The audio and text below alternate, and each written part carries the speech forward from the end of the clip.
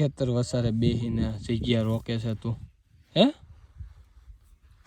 શું ખેતર વસારે બેસીને જગ્યા રોકે છે તું? કાઈ ખેતર વચારે નથી બેઠી, આમ એક કોઈ સેઠે બેઠી છું. તું શું કરે છે?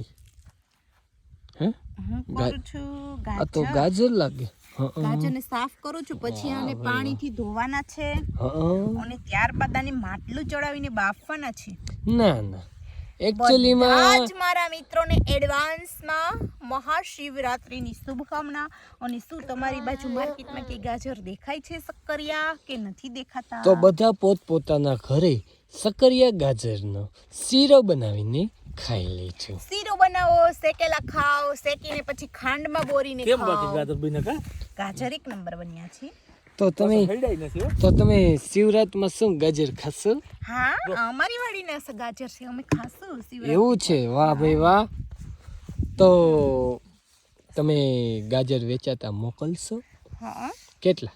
100 રૂપિયાના કિલો, પ્યોર ઓર્ગેનિક દેશી ગીર ગાયનું ખાતર નાખેલા ગાજર. ના ના, તો મને નથી ખાવા, એવા ઓર્ગેનિક નથી ખાવા. અરે વિશાલ, અત્યારે ઓર્ગેનિક પાછળ તો લોકો ગાંડા થઈ ગયા છે. પણ ઓર્ગેનિક ના નામે અત્યારે રાસાયણિક આપી દે છે, એનું શું કરવું? અરે ખોટું બોલીને ધંધો ના કરાય. તો આ રાસાયણિક ગાજર છે. રાસાયણિક છે? હા.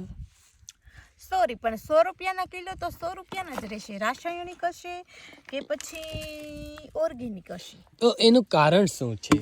તમે આ 100 રૂપિયાના કિલો કેમ વેચવા? એનું કારણ હું આ બટકું ઉલાડી ગઈ ને, એમ તમે આખા ગાજર બધા ખાઈ જાવ ને તો તમારી જીભડીમાં સ્વાદ નો ચોટે, એટલા ગીડા છે.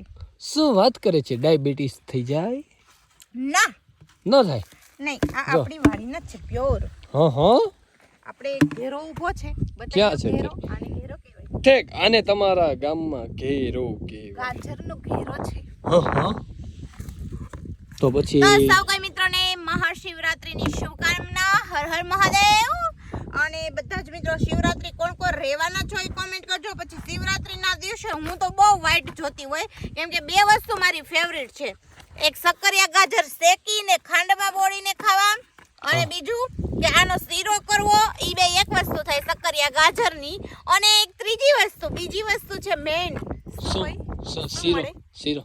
શીરો એ સક્કરિયા ગાજરની વસ્તુ છે. પ્રસાદી સ્વરૂપે એક વસ્તુ મળે જે મને સુરતમાં આવીને 3 વર્ષથી મળી નથી, પણ હું આ વર્ષે ગામડે રહીને વસ્તુને લુપ્ત આનંદ ઉઠાવવાની છું. ભાંગ ગાજરની બને. દી ભોળાનાથ નિંદર છે ગણેશ, પાર્વતીજી પાણી વાળે, છૂટા મેલી કેસ અગળ બમ ડાક વાગે ડમરૂ. આ વગાડે માર્મિક ડાક જ વગાડે જો. નાચે સદા શિવ આગે ભેરું. પણ આ ગાજરિયા આમાં તમે બીજી જાત વાવી છે? વ્હાઈટ કે લાલ કે સફેદ? આ છે, આને કહેવાય પિંક ગાજર. અરે જો વાતોમાં મરસી છોડવા ઉપર નાખ્યો મેં. કરી નાખ્યું ને કામ, તે હું કાઢી નાખી ને આબરૂ મરસાની. તે હું નથી થતી. ઈ થાય કે ન થાય ઈ નહીં, તમે મને ઈ કયો ને. તમે હું પૂછતા તમે ને સફેદ ગાજર, તો સફેદ ગાજર આપણે આ પાછળ ક્યારો પૂરો થઈ ને પાછળ અડધા વાવેલા છે, આગળ લાલ છે અને પાછળ સફેદ વાવેલા છે. તો ચાલો ત્યાં હું જાઉં છું. ઓકે, ના, ત્યાં કઈ કામ નથી. વાત સાંભળો તમે. તો તમારી શિવરાત્રી માટે કોઈ પણ મિત્રોને મંગાવવા હોય ને ગાજર, તો ડિસ્ક્રિપ્શનમાં નંબર આપેલા છે, એની ઉપરથી કોન્ટેક્ટ કરી તમારે અગાઉથી બુકિંગ કરવાનું. અને ગામ ગોધમપુર, તાલુકો મિંદડા, જિલ્લો જુનાગઢ, અને ઘરે આવીને લઈ જવાના રહેશે.